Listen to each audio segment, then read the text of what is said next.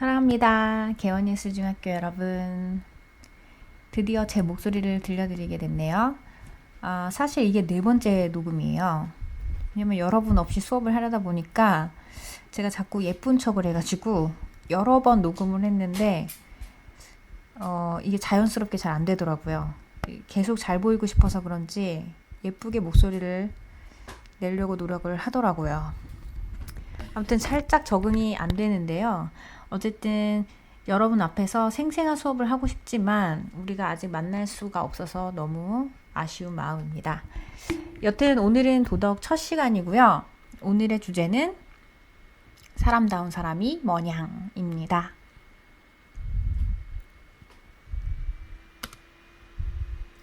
초성만 봐도 우리 교과목의 그 제목을 알 수가 있겠죠? 오늘은 도덕 12페이지에서 15페이지에 해당하는 내용을 살펴보게 될 거고요. 학습지는 2번 학습지의 1페이지를 보시면 되겠습니다. 사람을 사람답게 만드는 것. 첫 시간에 들어가기 앞서서 도덕의 큰 흐름을 볼 텐데요. 도덕은 크게 4가지 흐름으로 나눌 수가 있습니다. 첫 번째는 나에 대해서, 그리고 두 번째는 타인과의 관계, 즉 나와 가깝고 먼 사람들과의 관계, 그리고 사회, 공동체, 그리고 국가. 마지막으로는 더 넓게 자연 환경, 그리고 눈에 보이지 않는 것들에 대해서 다루게 되겠고요. 우리가 1학년 때는 1단원부터 3단원, 크게 대단원 3단원까지 배우게 되고, 다음 3학년 때는 2단원부터 4단원까지 해당하는 내용을 배우게 됩니다. 우리 도덕 시간의 흐름도 크게 4가지로 나뉘어지는데요. 첫 번째는 마음 열기, 다음 두 번째는 생각 쌓기, 도덕과 관련된 개념과 정의를 살펴보는 시간이고요. 다음 세 번째는 생각의 날개 달기, 그래서 심화된 내용을 다루게 될 겁니다. 마지막으로는 도덕에서 배운 내용들을 삶에 어떻게 적용해 볼 수 있는지를 보게 될 겁니다.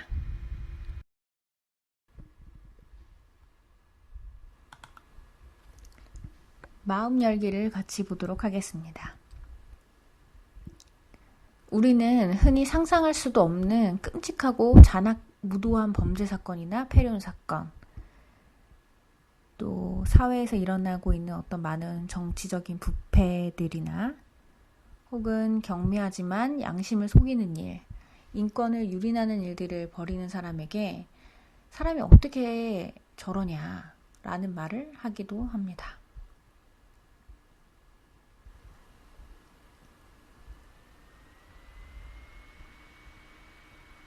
반면에 오히려 동물들이 사람보다 낫다라는 평가를 받을 때도 있어요.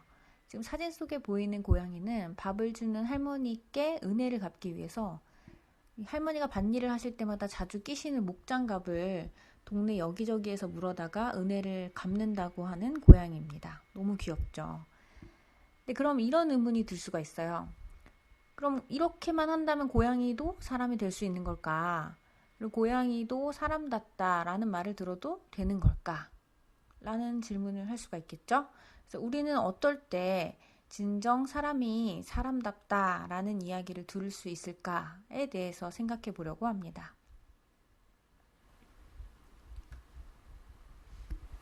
동물처럼 사람도 기본적으로 배고플 때 먹고 졸릴 때 자고 종족 보존을 위한 욕구를 가진다는 점에서는 같아요. 그런데 동물과는 달리 사람이 사람다워지기 위해서는 다음과 같이 동물과 구별되는 특성을 가져야 합니다. 특성이란 특별한 성질을 말하는 것이겠죠. 그래서 빈칸에 들어갈 알맞은 개념이 무엇인지 선생님의 설명과 함께 같이 보도록 합시다. 우리 책 13페이지의 내용입니다. 첫 번째 인간의 특성을 같이 보도록 하겠습니다. 인간은 동물들에 비하면 굉장히 신체적으로 약점을 많이 가지고 있어요. 그래서 인간은 자신의 약점을 보완하기 위한 도구를 만드는 존재입니다.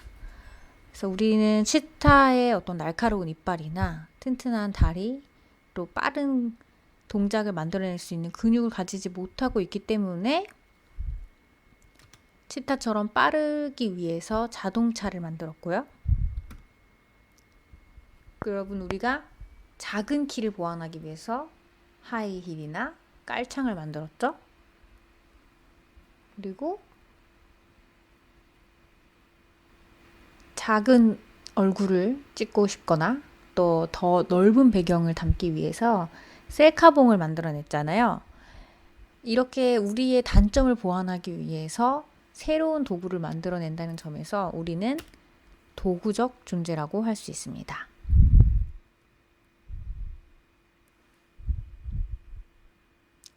두 번째 특성이에요. 또한 인간은 문화를 즐기는 존재입니다.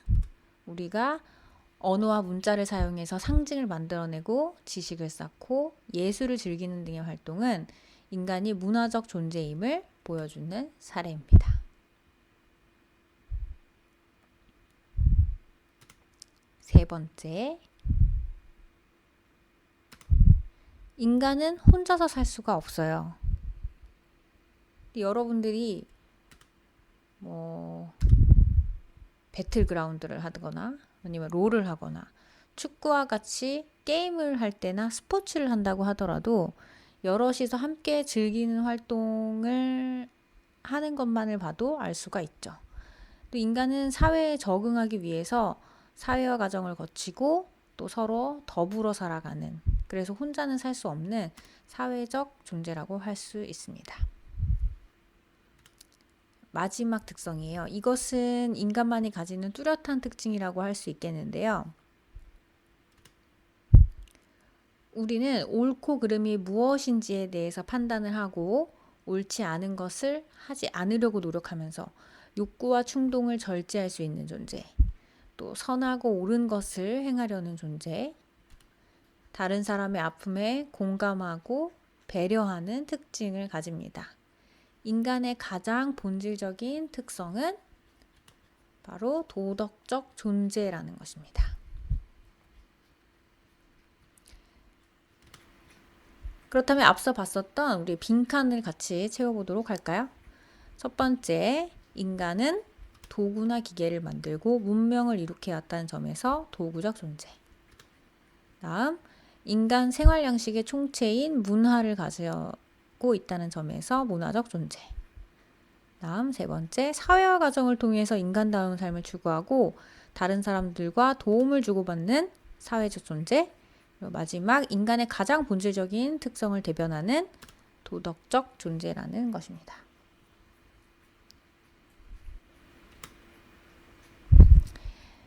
지금까지 배웠던 내용을 바탕으로요, 우리 교과서 13페이지에 나오는 지문을 읽고 함께 생각해보는 시간을 가져보도록 하겠습니다. 동물과는 달라의 지문을 같이 읽어보도록 합시다. 아프리카 흰 개미는 자신들을 보호하기 위해서 단단한 집을 짓는다. 때로 이 개미집이 무너지는 일이 생기면 일개미들은 손상된 집을 수리하기 시작한다. 이때 적대적인 개미들이 공격을 하면 병정개미들이 나와 자신들의 종족을 지키기 위해 적들을 막아낸다. 이는 병정개미의 동물적 본능에 따른 행동이다.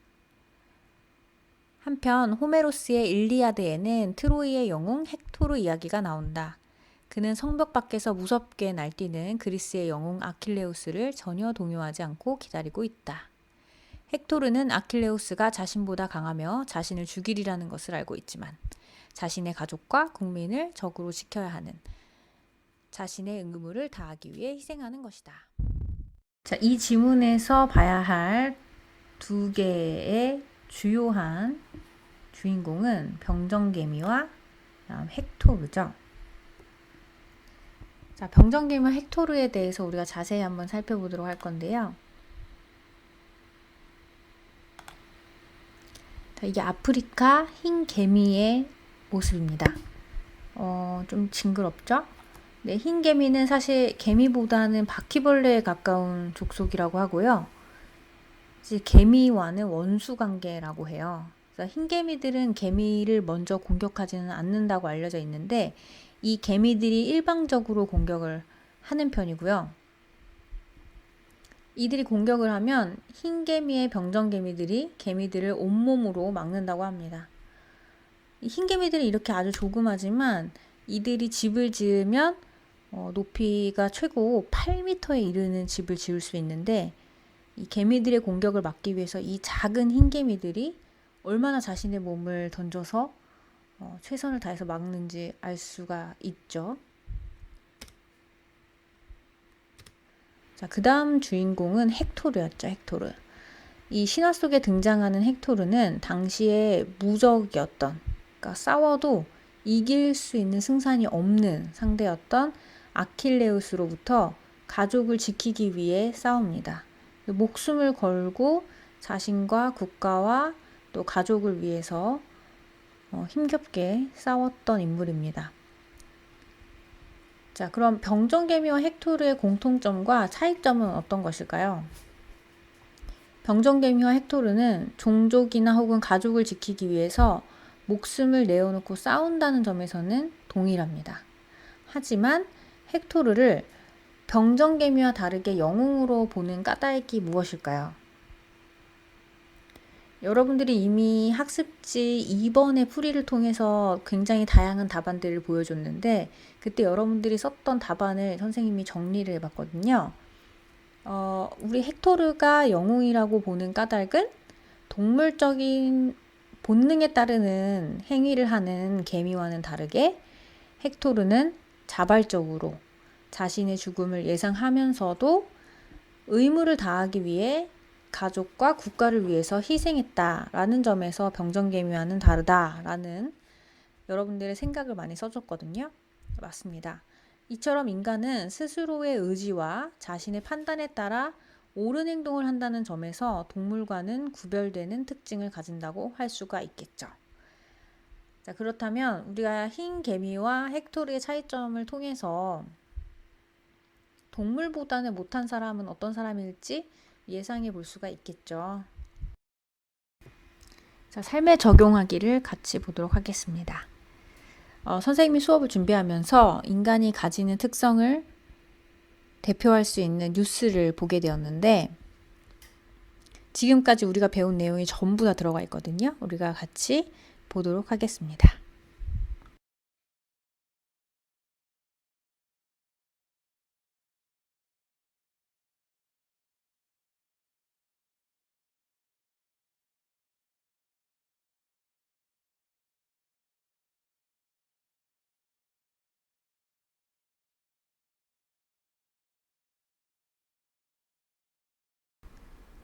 영상을 잘 봤나요?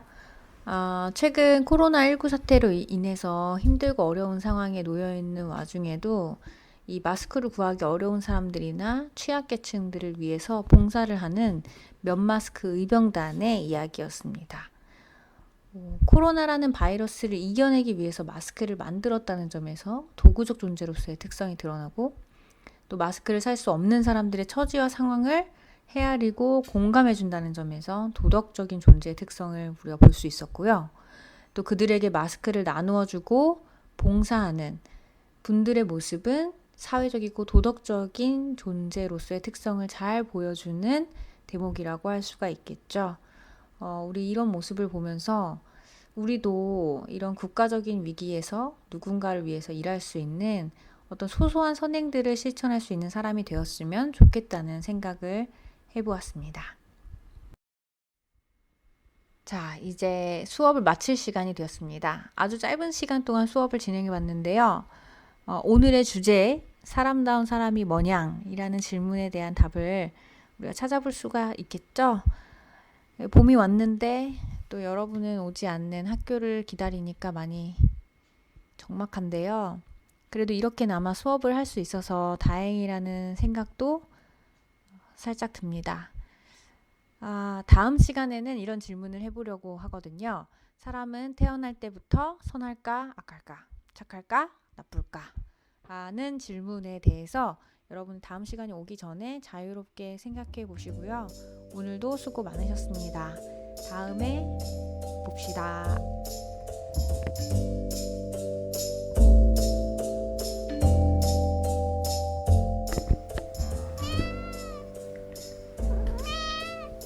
엄마 녹음해야 돼.